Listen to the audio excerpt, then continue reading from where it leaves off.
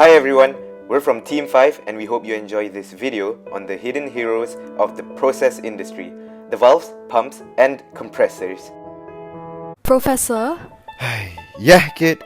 What do you want now? Oh, I just wanted to ask, what's a PNID? Oh, yeah, sure. PNIDs are amazing. Wait. Here, so a piping and instrumentation diagram shows all the major process units, pipes, control systems and auxiliary equipments in a plant. It's important during construction and commissioning of the plant.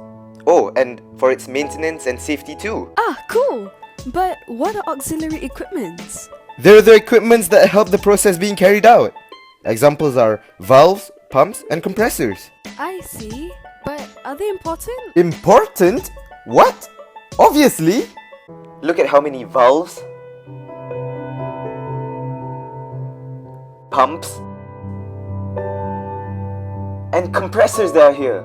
They're extremely important and they could also be represented with these symbols. Let me explain why their presence is so crucial to a process. Pumps and compressors are used to move fluid through a system by increasing the pressure. The key difference is that pumps are used to move liquids and compressors are used to move gases. Now valves are my favorite. There are two main types. Start or stop valves are used for complete flow or complete stop of fluid. An example is a ball valve. Control valves such as a globe valve allow us to regulate fluid flow. Do you want to know how to assemble them? Not really. So, with the ball valve, firstly, one of the ball seals is placed at one end of the housing of the valves. Next, the spindle is then inserted into the hole at the top of the housing. The ball is then fitted tightly into the spindle inside the housing.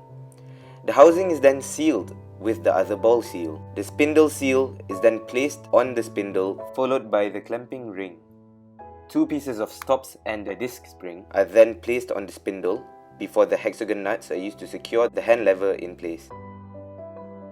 The valve is open when the ball with the round hole aligns with the fluid path. When the ball is rotated 90 degrees to the hole, the valve is closed as the fluid path is blocked. Ball valves are used in the chemical and pharmaceutical industries, amongst others. Now with the globe valve, first put the metal seal above the upper part of the sealing element.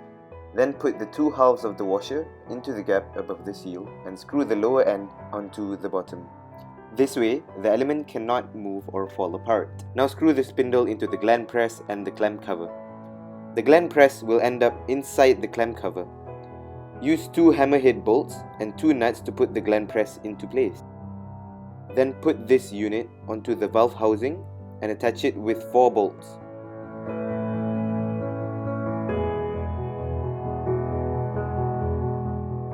Fasten them with a wrench to keep them securely placed. Lastly, attach the handle on top of the spindle with a nut and a washer. The valve works by letting fluid pass through the opening inside when the spindle is screwed all the way upwards, and blocks the flow of fluid when it is turned all the way down, with the sealing element blocking the opening. This valve is common in cooling water systems and fuel oil systems. So, Are they important now? I guess so.